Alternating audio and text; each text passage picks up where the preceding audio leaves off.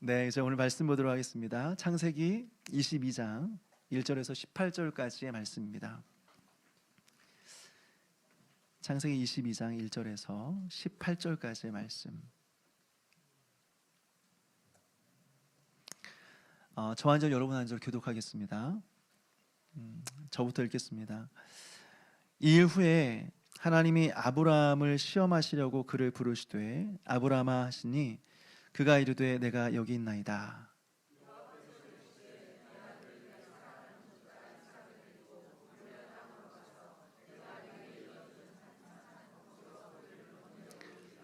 아브라함이 아침에 일찍이 일어나 나귀의 안장을 지우고 두 종과 그의 아들 이삭을 데리고 번제에 쓸 나무를 쪼개어 가지고 떠나 하나님이 자기에게 일러주신 곳으로 가더니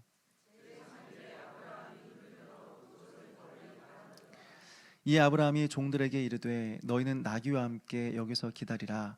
내가 아이와 함께 거기 가서 예배하고 우리가 너희에게로 돌아오리라 하고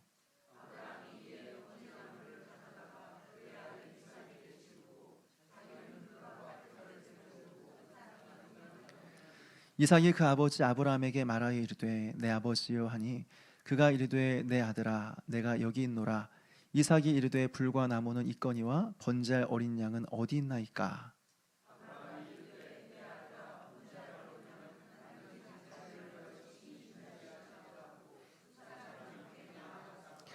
하나님이 그에게 일러 주신 곳에 이른지라. 이에 아브라함이 그곳에 제단을 쌓고 나무를 버려놓고 그의 아들 이삭을 결박하여 제단 나무 위에 놓고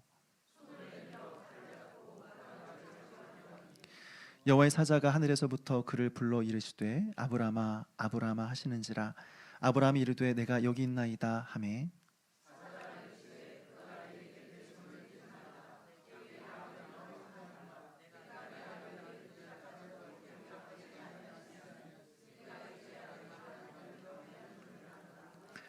아브라함이 눈을 들어 살펴본즉 한 수양이 뒤에 있는데 뿔이 수풀에 걸려 있는지라.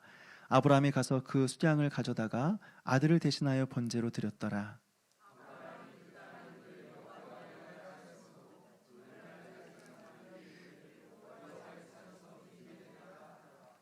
여호와의 사자가 하늘에서부터 두 번째 아브라함을 불러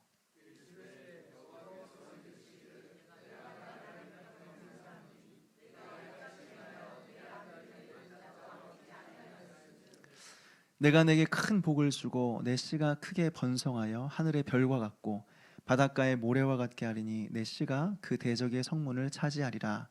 또 내 씨로 말미암아 천하 만민이 복을 받으리니 이는 내가 나의 말을 준행하였음이라 하셨다 하니라. 아멘. 기도하겠습니다. 하나님 아버지, 한 해의 마지막 주일을 하나님 앞에서 보낼 수 있도록 은혜를 베풀어 주심을 감사드립니다. 이 시간 주님의 말씀 앞에 섭니다. 오늘도 주의 말씀을 우리가 전심으로 청종할 수 있도록 도와주시고 이 말씀을 통하여서 우리를 신실하게 인도하시며 우리에게 믿음을 주신 하나님, 그 하나님만 사랑하며 살아가기로 결단하는 은혜가 우리 모두에게 있게 하여 주시옵소서.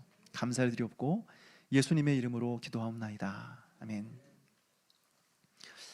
오늘 우리가 함께 읽은 이 본문의 시작은 그 일 후에라고 시작하고 있습니다. 원문을 보게 되면 이 그 일이라고 하는 것이 복수형으로 되어 있습니다. 그러니까 원문에 따라 해석하게 된다면 그냥 그 일 후에가 아니라 그 일들 후에, 다시 말해서 그 일들이 있은 이후에 이렇게 되는 거죠. 그러면 그 앞에 어떤 일들이 있었다는 것일까요? 첫째로 소돔과 고모라의 멸망 사건이 있었습니다. 앞에 18장, 창세기 18장을 보니까 천사들이 아브라함의 집에 방문합니다. 그리고 한 가지 소식을 들려주는데 롯이 살고 있었던 소돔과 고모라가 멸망할 것이다 라고 하는 이야기를 들려주었습니다. 그때 아브라함이 하나님 앞에 중보기도 하는 거죠. 롯을 위해서. 그래서 소돔과 고모라가 멸망하는 가운데 롯과 그의 가족이 구원을 받게 됩니다. 두 번째로 아브라함이 자기 아내를 누이라고 속인 사건이 있었습니다. 목사님, 지난번에도 자기 아내를 누이라고 속였는데 또 속였습니까? 또 속였습니다. 또 속였어요. 그랄로 내려가서 자신의 아내를 또 누이라고 속이는 거예요. 그래서 그랄 왕 아비멜렉에게 자신의 아내를 또 뺏깁니다. 그래서 여러분, 사람이 잘 안 바뀐다는 거예요. 지난번 애굽에 내려갔을 때 한 번 아내를 뺏겨서 고생했으면 더 이상 실수를 반복하면 안 되잖아요. 그런데 또 거짓말하고 또 뺏기는 거예요. 우리의 인생은 어떻습니까? 우리의 인생도 마찬가지죠. 도박 때문에 망한 인생, 또 도박 때문에 망합니다. 술 때문에 건강 잃어버린 사람, 또 술 때문에 건강을 잃어버리는 거죠. 여자 때문에 인생 꼬인 인생, 또 여자 때문에 문제가 생기는 것입니다. 남자 때문에 꼬인 인생, 또 남자 때문에 인생이 꼬이는 것입니다. 이것이 우리의 인생이에요. 늘 넘어진 자리에서 또 넘어지는 거예요. 늘 실패한 자리에서 또 실패하는 거예요. 잘 안 바뀌어요. 이것이 우리의 인생이다라고 하는 거죠. 셋째로, 하나님께서 아브라함의 가정에 아들 이삭을 주십니다. 방금 전에 무슨 일이 일어났어요? 아브라함이 자신의 아내를 누이라고 속였어요. 그래서 아내를 빼앗겼어요. 이것은 명확하죠. 아브라함이 하나님을 못 믿은 거예요. 아브라함이 하나님 못 믿은 거예요. 여러분, 불순종의 뿌리는 항상 언제나 불신앙이 자리 잡고 있습니다. 우리가 못 믿으니까 순종하지 않는 것입니다. 연약해서 순종하지 못하는 것이 아니라 믿지를 못해서 순종하지 못한다라고 하는 것이죠. 그러나 우리 하나님은 어떻게 하시죠? 결국 아브라함에게 약속하신 그 이삭을 그 가정의 선물로 주시는 겁니다. 아브라함은 믿지 못했으나 하나님은 그런 아브라함에게 자신이 약속한 것을 지켜 행하시는 것이죠. 사실 창세기 18장을 보게 되면 1년 전에 천사들이 찾아와서 아브라함에게 말합니다. 내년 이맘때에 아들이 있을 거야 라고 말해줍니다. 이렇게 말하니까 사라가 장막 뒤에서 이 말을 듣고 어떻게 해요? 비웃었습니다. 비웃었어요. 그럼 사라는 속으로 생각하죠. 내가 노쇠하였고 내 주인도 늙었으니 내게 무슨 즐거움이 있으리요? 그러면서 비웃었어요. 그런데 1년 뒤에 아브라함이 100세가 되고 사라가 90세가 되었을 때 무슨 일이 일어났습니까? 하나님께서 실제로 아들을 주셨어요. 여러분, 이삭의 뜻이 무슨 뜻인 줄 아십니까? 이삭이라는 이름의 의미는 웃음이라는 말이죠. 1년 전에는 사라가 비웃었어요. 그런데 이삭을 하나님께 주시니까 그 비웃음이 웃음으로 바뀐 거예요. 이것이 바로 이삭의 의미예요. 웃음의 의미예요. 웃음. 오늘 본문은 바로 이 일 후에 일어난 일입니다. 소돔과 고모라가 멸망하였을 때 그 가운데 조카 롯과 그의 가족이 구원을 받는 일이 있었고, 아브라함은 자기의 아내를 누이라고 속였지만 하나님이 그 아내를 도로 찾게 하셨습니다. 그리고 결국에는 약속하신 이삭을 선물로 주시는 거죠. 오늘 본문은 이 일 후에, 이 일들이 일어난 후에 이제 일어난 일이다 라고 하는 겁니다. 이때 무슨 일이 있었습니까? 오늘 하나님은 아브라함을 시험하십니다. 사실 정확하게 말하자면 하나님은 우리를 시험하지 않으십니다. 우리가 이전에도 주기도문을 살펴보면서 시험에 관한 이야기를 말씀을 드린 적이 있어요. 야고보서 말씀을 보게 되면 하나님께서는 분명히 아무도 시험하지 않는다, 하나님은 아무도 시험하지 않는다 말씀하고 있습니다. 우리 야고보서 말씀 한번 찾아볼까요? 야고보서 1장 13절 말씀입니다.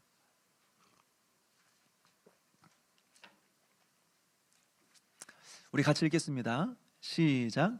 사람이 시험을 받을 때에 내가 하나님께 시험을 받는다 하지 말지니 하나님은 악에게 시험을 받지도 아니하시고 친히 아무도 시험하지 아니하시느니라. 아멘.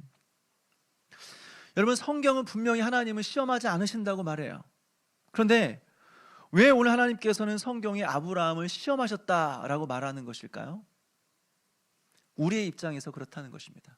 인간이 볼 때 그렇다는 것이죠. 예를 들어서 우리는 해가 동쪽에서 떠서 서쪽으로 친다 이렇게 이야기합니다. 그래서 순전히 이것은 우리가 볼 때 그런 거예요. 객관적으로 보게 되면 태양은 움직이지 않죠. 태양은 그 자리에 있는데 지구가 태양 주위를 도는 거죠. 이것이 정확한 설명이죠. 그럼에도 우리 기준에서 볼 때는 태양이 동쪽에서 떠서 서쪽에서 지는 것처럼 보여요. 이것은 우리가 볼 때 그렇다는 것입니다. 우리가 볼 때. 사실은 그렇지 않은데 우리 입장에서는 그렇다는 거죠. 하나님의 시험도 마찬가지입니다. 하나님은 우리를 시험하지 않으세요. 그런데 우리 입장에서는 하나님의 말씀이 때로는 우리에게 시험으로 다가오는 것입니다. 특별히 오늘 아브라함의 경우가 이런 경우입니다. 한번 생각해 보십시오. 하나님께서 아브라함에 나타나서 이삭을 번제로 바치라고 명령하셨습니다. 여러분, 지금 이 하나님의 명령이 아멘 할렐루야, 하나님께서 주셨으니 당연히 하나님께 드리는 것이 마땅합니다, 당연히 드려야 되죠, 이렇게 지금 말할 수 있는 상황입니까? 아니에요. 여러분, 이 이삭을 어떻게 해서 낳은 아들입니까? 어떻게 해서 낳은 아들이에요? 하나님께서 아브라함이 75세에 나타나셔서 자손을 주시겠다 약속하신 거죠. 그리고 25년 만에 낳은 아들입니다.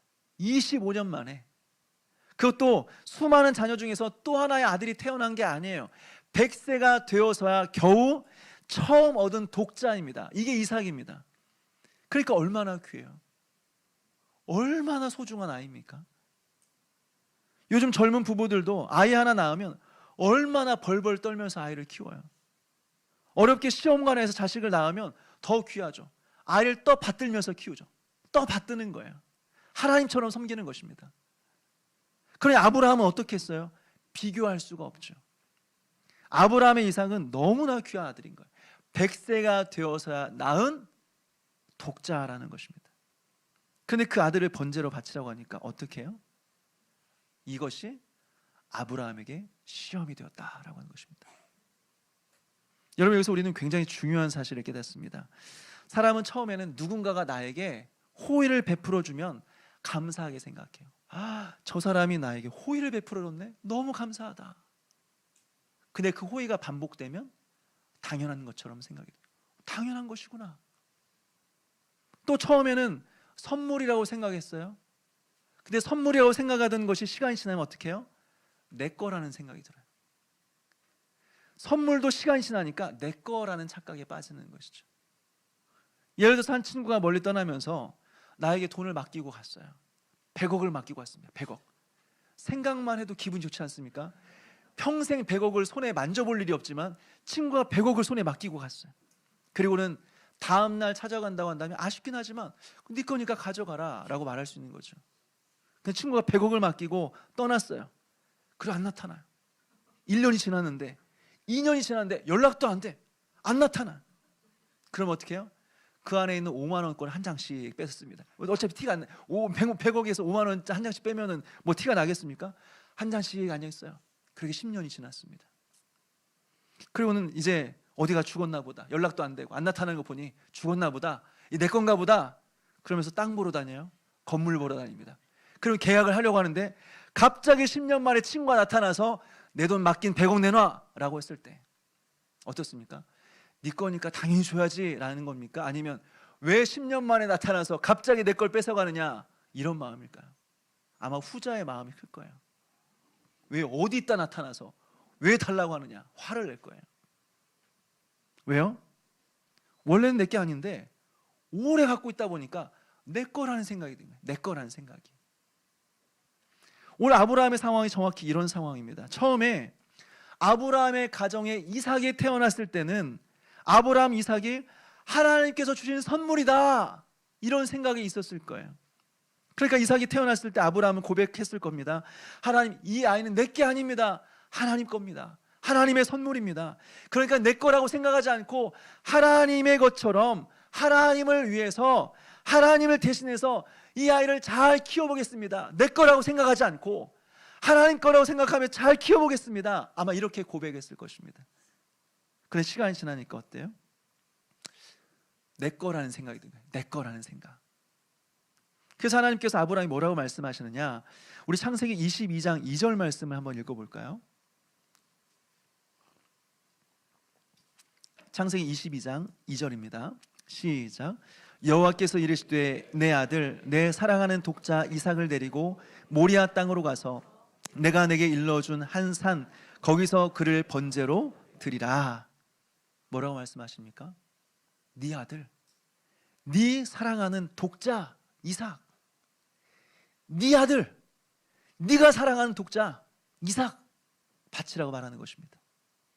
사실 정확히 말하면 이렇게 말하면 안 되죠. 정확히 말하자면 너는 결코 믿지 못했고 너의 아내 사라는 비웃었으나 나의 인내와 기적 같은 능력으로 너에게 준 그 이삭을 바쳐라 라고 말하는 게 정확한 거죠.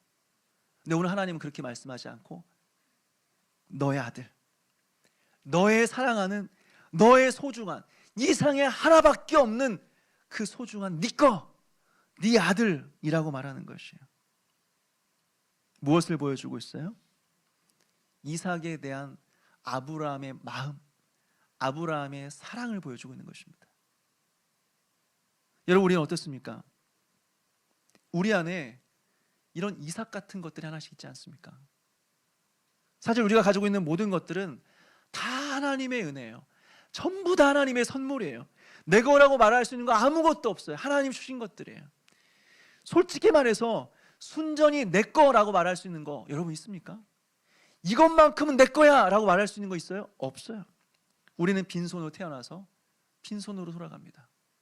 원래 내가 가져야 될 건 아무것도 없는 겁니다. 당연히 내 거라고 말할 수 있는 거 아무것도 없는 것입니다.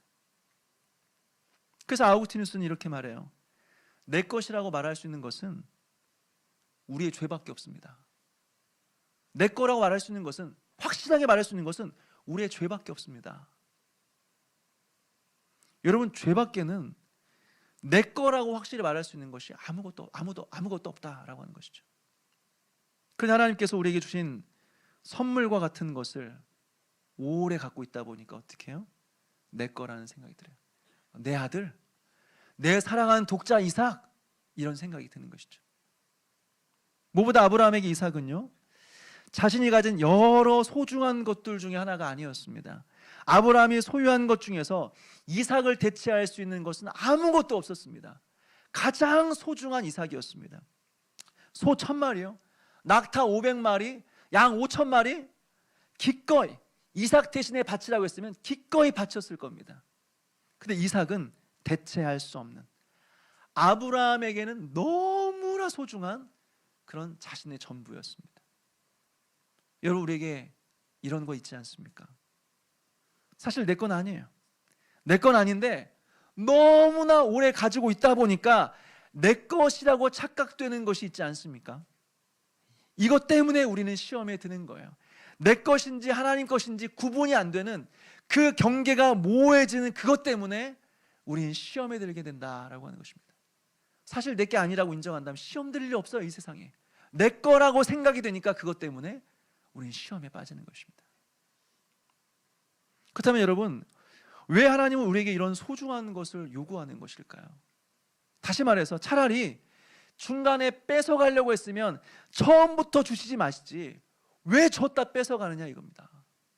왜 이렇게 시험에 들게 만드냐 하는 것이죠. 왜 우리에게 이런 소중한 것을 요구하시냐 그러죠. 처음부터 안 주시면 됐는데. 결론부터 말하자면 아브라함이 이삭을 바쳐야 믿음의 조상이 되기 때문에 그렇습니다. 다시 말해서 이 믿음을 통과해야, 이 시험을 통과해야 아브라함의 믿음이 최종적으로 완성되기 때문에 그렇습니다. 왜요? 믿음이라고 하는 것은 우리가 그동안 수없이 살펴보았지만 하나님만 바라보겠다는 거죠. 하나님만 사랑하겠다는 것입니다. 다시 말하면 하나님 외에 어떤 것도 의지하지 않겠다, 하나님 외에는 그 어떤 것도 사랑하지 않겠다, 이것이 믿음이라고 했습니다. 그런데 하나님 다 가져가셔도 이것만은 안 됩니다. 하나님 다 빼앗아 가셔도 나는 이것만큼은 줄 수 없습니다 라고 한다면 어떻게 해요? 우리가 가진 믿음은 사실은 믿음이 아닌 것이죠. 믿음이라고 하는 것은 다른 말로 하면 하나님만 있으면 됩니다. 나머지는 다 필요 없습니다. 하나님이면 충분합니다. 여러분, 이것이 믿음이죠. 여러분, 우리에게 있는 이삭은 무엇일까요?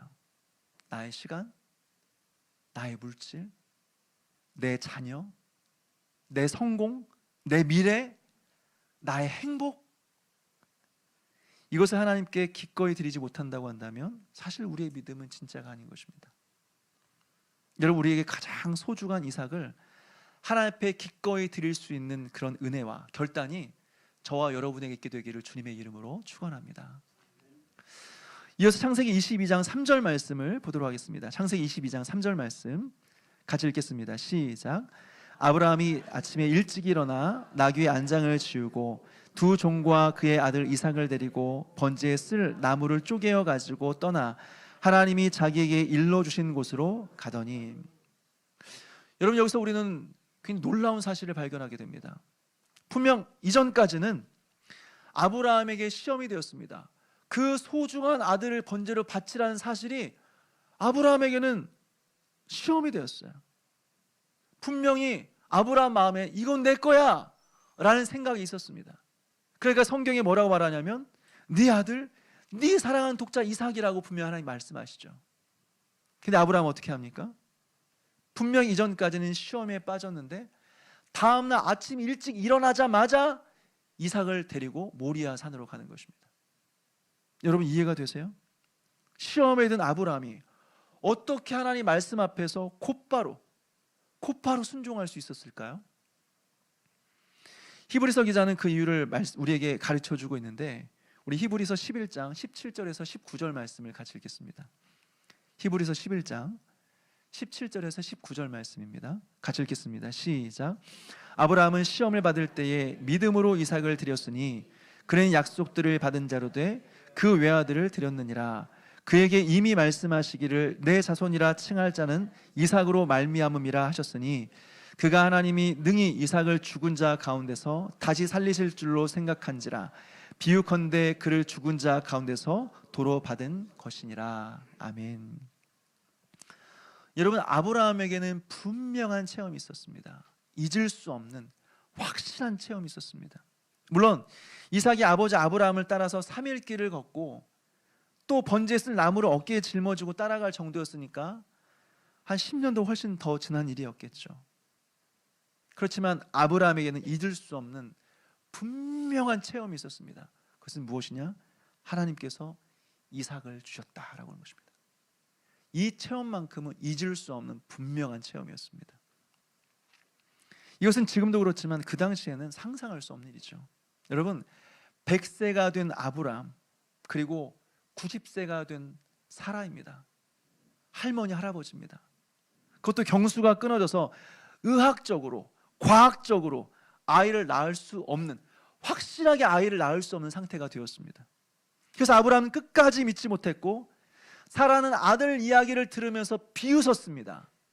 그런데 어떻게 해요? 하나님께서 기적같이 그의 가정 가운데 아들을 주셨다라고 하는 거죠. 그러니까 아브라함에게 분명하게 새겨진 지식은 무엇입니까? 하나님에게는 불가능은 없다.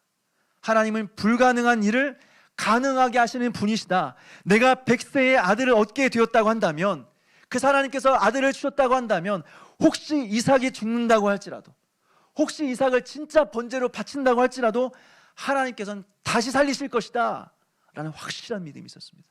왜요? 하나님께서 나에게 자손을 주신다고 약속하셨을 때 다른 사람이 아니라 이삭을 통해서만 자손을 주시기로 하나님께서 약속하셨기 때문이죠. 그래서 처음에는 이삭을 번제로 바치라는 하나님의 말씀이 아브라함에게는 시험이 되었지만, 이러한 확신 때문에, 흔들리지 않는 확신 때문에 아브라함은 다음날 아침 일찍 기꺼이 순종하며 떠나는 것입니다. 여러분, 우리에게 이런 확신이 있습니까? 어떤 상황에서도 흔들리지 않고 붙잡을 수 있는 그 확신 같은 거 있습니까? 세상에서 실망하고 믿는 자들은 다 미끄러져 넘어지고, 또 내가 믿었던 사람들에게 배신을 당하고 내가 의지했던 모든 것들이 다 하나하나 주변에 있는 것들이 다 무너진다고 할지라도 결코 흔들리지 않고 붙잡을 수 있는 그런 확신이라는 것이 우리에게 있습니까? 최근에 한 형제가 저에게 와서 말해요. 목사님, 제가 엄청난 믿음을 갖고 있는 것은 아니지만 그래도 확신하는 것이 있습니다. 뭐냐라고 했더니 제가 믿는 하나님은 크신 하나님이다는 거예요. 내가 믿는 하나님은 크신 하나님이다. 이 확신은 무슨 일이 일어나도 변치 않습니다. 변하지 않습니다. 여러분, 우리에게 이런 확신이 있습니까? 한 목사님이 교회를 오랜 기간 동안 잘 사역하시다가 치매에 걸려서 병원에 입원했어요. 그러니까 성도들이 찾아와서 목사님 앞에서 목사님 붙들고 우는 겁니다. 우리 목사님 불쌍해서 어떡해? 우리 목사님 불쌍해서 어떡해? 막 우는 거예요. 그러니까 이 목사님이 말씀하시는 거예요. 성도 여러분들, 너무 걱정하지 마십시오. 울지 마십시오. 제가 치매에 걸려서 내가 모든 것을 다 잃어버린다고 할지라도, 잊어버린다고 할지라도 제가 확실하게 잊지 않는 것이 있습니다. 내가 죄인이라는 사실과 예수님께서 나의 죄를 위하여 십자가에 못 박혀 죽으심으로 내가 구원받았다는 사실, 이건 내가 결코 잊지 않겠습니다. 너무 걱정하지 마십시오. 여러분, 우리가 신앙생활을 한다는 것은, 그걸 우리가 말씀을 듣고 배운다는 것은 바로 이러한 확신 위에 서기 위해서 그렇습니다. 많이 배워서 뭐 하려고 그래요? 자랑하려고 그렇습니까? 나 이만큼 배웠다, 나 이만큼 알고 있다, 자랑하려고 그러세요? 누구한테 자랑하려고 그러세요? 많이 배우는 것은 확실한, 어떤 상황에서도 흔들리지 않은 확실한 반석 위에, 확실한 믿음 위에 서기 위해서 하나님의 말씀을 배우는 것입니다. 저 또한 목사지만 저 또한 흔들립니다.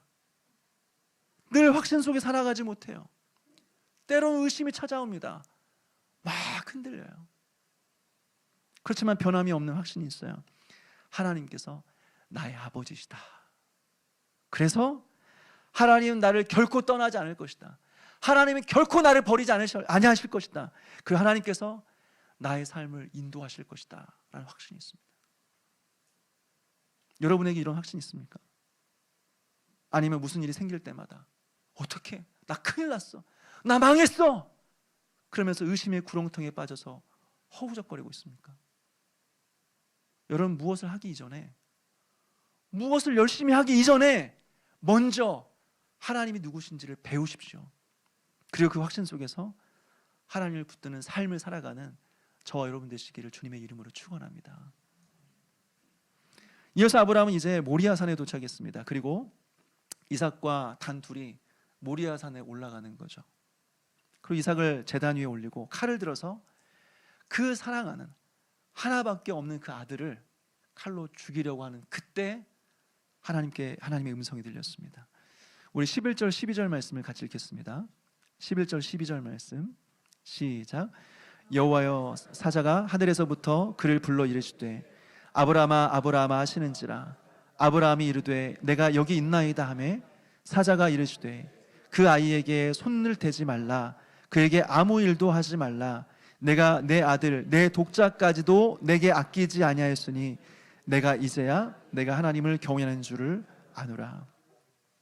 뭐라고 하고 있습니까? 그 아이에게서 손대지 말라. 내가 이제야 네가 하나님 경외하는 줄을 이제 알았다 라고 말합니다. 아니, 이럴 거면 처음부터 번제로 드리지 말라고 할 것이지 왜 드리라고 했다가 이제는 멈추는 것입니까? 이해하기 어려운 거죠. 무엇을 보여주느냐?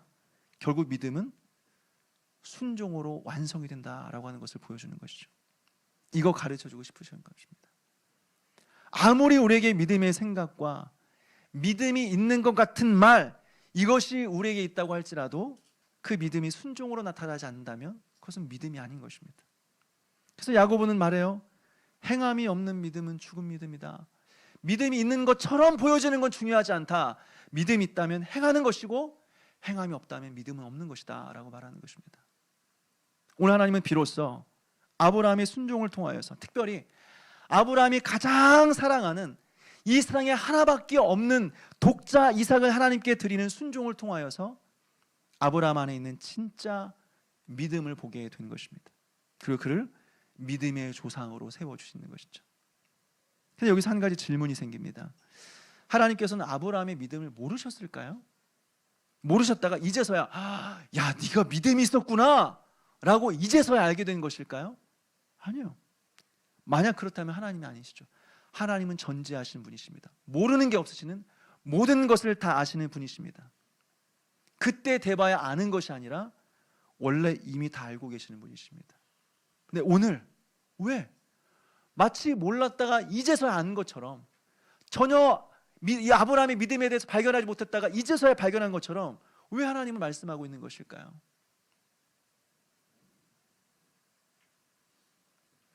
첫째는 하나님 보심에 두 가지 방식이 있는데, 첫째는요, 단순한 보심이 있고 또 둘째는 시간적인 보심이 있습니다. 단순한 보심이라고 하는 것은 이 세상에서 일어나는 모든 일들을 현재 일어나는 것처럼 바라보시는 거예요. 이게 단순한 보심입니다. 그래서 하나님은 우리의 과거와 현재와 미래를 그냥 현재 일어나는 것처럼 보고 계시는 것입니다. 이게 하나님이세요. 두 번째 보심이 있어요. 시간적 보심입니다. 우리가 보는 시각으로 우리의 수준에서 이 세상을 바라보는 것입니다. 왜요? 그래야 하나님 우리와 소통할 수 있기 때문에 그렇습니다. 한번 생각해 보십시오. 만약 하나님께서 모든 것을 다 알고 계신다고 한다면 우리가 타락한 것을 보고 슬피 울 수 있을까요? 만약 하나님께서 우리에 대해 다 알고 계신다고 한다면 하나님을 멀리 떠났다가 다시 돌아왔을 때 하나님이 기뻐하실 수 있을까요? 아니죠. 그런 일은 일어나지 않습니다. 왜요? 어차피 다 알고 계시니까. 어차피 이 사람 타락할 거 하나님 다 알고 계셨어요.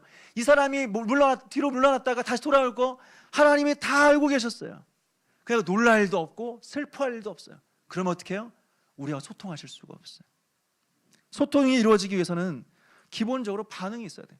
사람과 사람 사이에 소통이 일어나려면 기본적으로 반응이 있어야 돼. 우리가 소통이 안 되는 이유는 뭐냐면 반응을 안 해요. 아무리 말해도 반응을 안 해줘요. 좋은 일이 있는데 같이 기뻐해 주지 않아요. 슬픈 일이 있는데 같이 눈물을 안 흘려줘요. 그러니까 함께 있어요. 분명히 같이 많은 사람들이 모여 있어요. 그런데도 외로운 것입니다. 소통이 안 되는 것입니다. 통하지 않는 것입니다. 마찬가지예요. 하나님께서는 우리와 소통하기 원하시는 것입니다. 그러려면 하나님은 우리가 보는 제한된 시각으로 이 세상을 함께 바라봐야 되는 것입니다. 그래야 우리와 함께 기뻐하고 우리와 함께 슬퍼할 수 있는 거죠. 우리가 결혼 전에 프로포즈 할 때도 어떻습니까? 남자가 좋은 식당으로 불러요. 원래 이 사람이 좋은 식당으로 부를 사람이 아닌데 갑자기 좋은 식당 불러요. 여자는 직감적으로 알죠. 아, 프로포즈 하려고 그러는구나. 그런데 마지막까지 모르는 척하죠. 모르는 척합니다. 무슨 날이야? 뭐 왜 그래? 이렇게. 그러다가 이제 갑자기 꽃다발이 나와요. 그리고 반지가 나옵니다. 그러면 이미 다 알고 있었어요. 이미 이 타이밍에 줄 거 다 알고 있었어요. 알고 있었지만 모르는 척 받으면서 감동하는 거죠. 전혀 뜻밖의 일이 일어난 것처럼 깜짝 놀라면서 감동하며 눈물을 흘리는 거죠. 바로 이것입니다, 여러분. 하나님은 다 아시지만 우리와 소통하기 위해서 우리의 눈높이에 맞추어서 우리를 바라보신다라고 하는 것입니다. 그래서 오늘 하나님 말씀하시는 거죠. 내가 이제야 네가 하나님 경외하는 줄을 이제 알겠다. 뭐예요? 이미 다 알고 있지만 우리의 수준에 맞춰서 반응해 주셨다라고 하는 것입니다.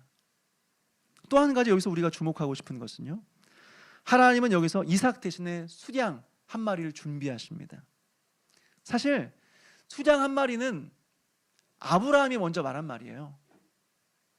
앞서 이삭이 질문합니다. 아버지, 불과 나무는 있거니와 번제할 어린 양은 어디 있죠? 라고 물어봤습니다. 그러니까 아브라함이 대답하죠. 우리 8절 말씀 같이 읽어볼까요? 8절 시작. 아브라함이 이르되 내 아들아, 번제할 어린 양은 하나님이 자기를 위하여 친히 준비하시리라 하고 두 사람이 함께 나아가서.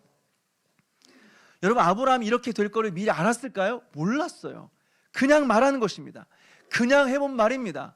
이삭을 안심시키기 위해서, 이삭을 데려가기 위해서 한 말입니다. 정확히 말하면 이삭이 거짓말한 거죠. 있지도 않은 일을 거짓말한 겁니다. 그런데 아브라함이 하나님 앞에 순종하자 무슨 일이 일어났습니까? 거짓말 같은 일이 일어났습니다. 거짓말 같은 일이 일어났어요. 사랑하는 이삭 대신에 진짜로 하나님께서 수량을 준비하신 것입니다. 여러분, 여기서 우리는 무엇을 깨달아요? 우리가 먼저 순종하면 하나님은 우리에게 은혜를 주시고 우리의 필요한 것을 갚아주신다라고 하는 것입니다. 여기서 핵심은 순서입니다, 여러분. 순서는 너무 중요합니다. 먼저 우리가 순종하는 것입니다. 먼저 순종하면, 그러면 그 다음에 하나님은 우리의 문제를 해결하시는 것이죠. 그런데 우리의 문제는 뭐예요? 하나님, 먼저 문제를 해결해 주시면 순종하겠습니다. 먼저 문제 해결해 주시면 순종하겠습니다. 하나님, 합격하게 해주시면 제가 교회 열심히 나오겠습니다. 예배 열심히 드리겠습니다. 하나님, 사업이 잘 되게 하시면 그때 11조 꼬박꼬박 내겠습니다. 여러분, 왜 꼭 합격해야만 예배에 나올 수 있다고 생각하세요? 그냥 잘 나오면 되잖아요. 먼저. 왜 꼭 사업이 잘 돼야만 11조를 낼 수 있다고 생각하세요? 지금도 11조를 못 내는데 사업이 잘 돼 돈 많이 벌면 요 11조 낼 수 있을 것 같으세요? 예전 아이들과 11조에 대해서 이야기했어요. 용돈을 주면서 얘야, 용돈을 받으면 10분의 1을 떼어서 하나님께 드리는 거다. 이게 11조다. 지금부터 너희가 11조 생활했으면 좋겠다라고 하니까 첫째 아이가 나는 못하겠다. 나는 11조를 못 내겠다는 거야. 나는 못하겠다.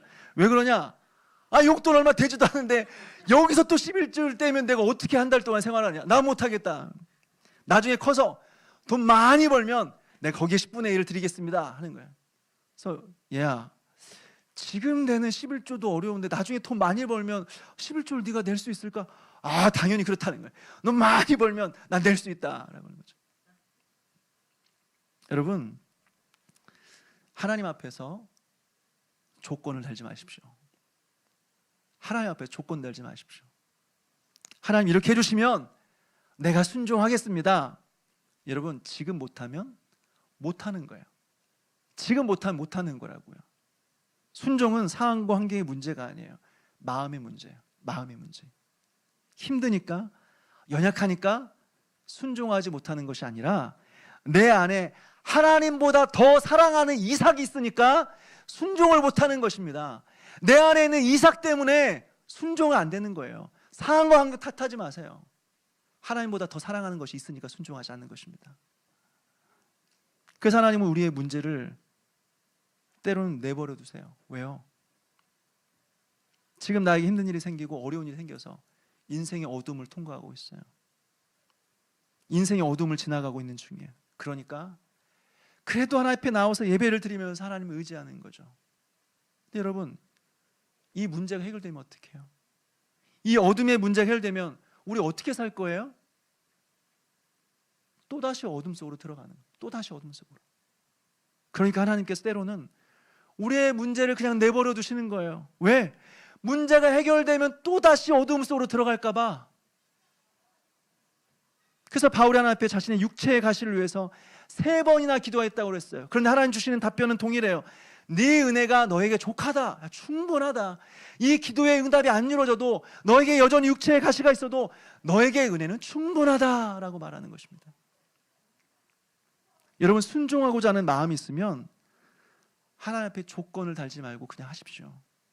문제가 해결되고 나서 순종하려고 하지 말고 지금 순종하십시오. 지금 순종하지 못하면 앞으로도 순종 못하는 것입니다. 먼저 순종하면 어떻게 됩니까? 하나님은 그것을 믿음으로 보시고 우리에게 가장 소중하고 중요한 문제를 해결해 주시는 것입니다. 그래서 여러분, 시험을 끝내는 방법은 순종이에요. 우리의 시험을 끝내는 방법은 순종입니다. 아무리 많은 지식이 있고 아무리 많은 것을 깨달아서 다른 사람들의 감동 있게 설명할 수 있다고 할지라도 순종이 아니면 우리의 시험은 끝나지가 않습니다. 순종해야 우리의 시험은 끝나는 것이고 순종해야 우리의 인생의 어둠은 지나가는 것입니다. 여러분, 순종함으로 우리의 모든 인생의 시험과 어둠을 이기는 저와 여러분 되시기를 주님의 이름으로 축원합니다. 말씀을 정리합니다. 오늘 우리는 이 말씀을 통해서 아브라함의 믿음이 완성되는 것을 보게 되는 거죠. 물론 처음에는 아브라함이 하나님의 말씀을 의지해서 모든 것을 다 버리고 고향과 친척과 아버지의 집을 떠났어요. 약속의 땅으로 떠났어요. 훌륭한 믿음이죠. 그러나 그 수준에서 훌륭한 거지 엄청나고 대단한 믿음은 아니에요. 왜요? 이후에 아브라함의 인생을 보십시오. 불신앙의 연속이에요. 불순종의 연속이에요. 아이를 낳기 직전까지도 하나님을 믿지 못해서 자신의 아내를 누이로 속이고 빼앗기는 거예요. 이전에 실수했는데 또 실수한 거예요. 또 실수한 거라고요. 그런데 오늘 어떻습니까? 이삭을 제물로 바치라는 하나님의 말씀에 순종함으로써 그의 믿음이 입증되었다라고 하는 거죠. 여기서 보여주고 있는 것은 무엇입니까? 아브라함 정말 대단하지 않니? 아브라함 믿음이 정말 훌륭하지 않니? 우리도 아브라함처럼 믿어야 되지 않겠니? 여러분, 아닙니다. 오늘 말씀이 주목하고 있는 것은 아브라함의 믿음이 아니에요. 아브라함의 성장 스토리가 아니에요. 우리는 성장하는 거 되게 중요하죠. 인터넷 보고 책을 보면 어떻게 성장할 수 있는 것인가, 어떻게 자기 개발할 수 있는 것인가, 수많은 책들과 영상들이 올라와 있습니다. 그래서 교회에서 간증할 때도 내가 예전에는 가난했었는데, 내가 예전에는 무식했는데, 내가 예전에는 못 살았는데 예수 그리스도를 믿고 이렇게 내가 성공했습니다, 이렇게 자랐습니다, 내가 이렇게 성장했습니다 라는 것을 많은 사람들 앞에 자랑하는 거죠. 그럼 모든 사람들이 부러워하고 박수를 쳐줍니다. 야, 성장했구나, 사람이 변화됐구나. 오늘 우리에게 주신 말씀은 아브라함의 성장 스토리가 아니에요. 아브라함 믿음이 없었다가 이렇게 대단한 사람이 됐다, 이게 아니에요. 오히려 하나님의 끊임없는 인내와 사랑을 보여주는, 끊임없는 인내와 사랑이 아브라함의 성장 스토리가 아니라 끊임없는 인내와 하나님의 사랑의 스토리인 것입니다.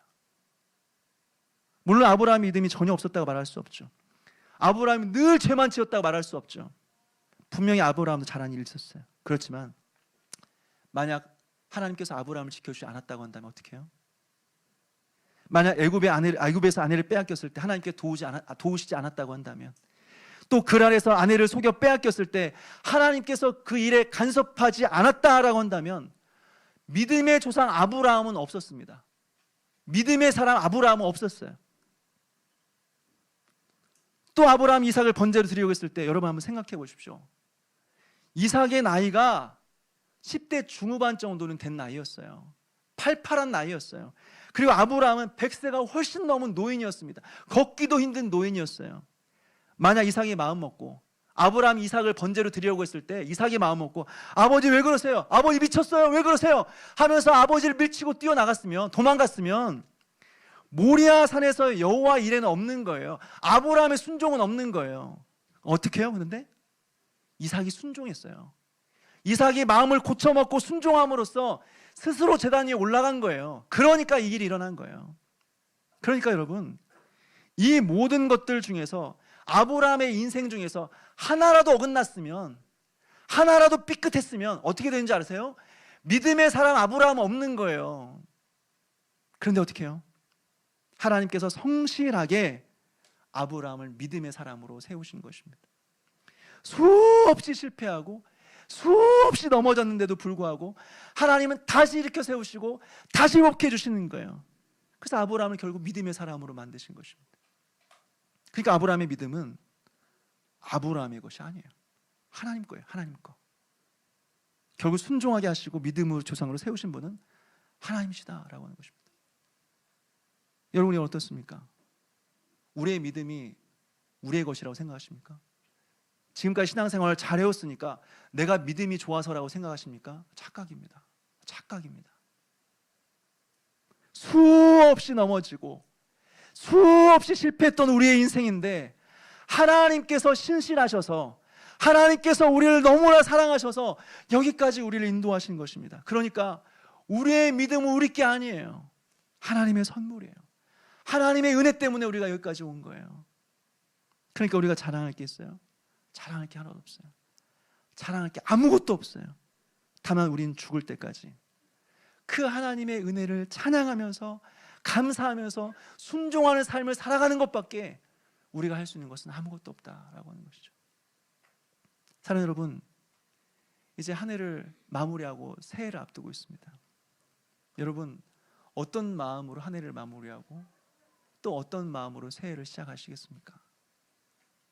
우리의 믿음이 하나님의 선물이라는 사실과, 비록 지금 우리의 믿음이 보잘것없는 어린아이와 같은 믿음이라고 할지라도 결국에는 우리의 믿음을 온전케 하실 분도 하나님이시다라는 사실을 믿으면서, 믿음의 시작도 하나님이시오, 믿음의 완성도 하나님이시라는 사실을 믿으면서 그 하나님만 의지하며 신뢰하며 살아가는 저와 여러분 되시기를 주님의 이름으로 축원합니다.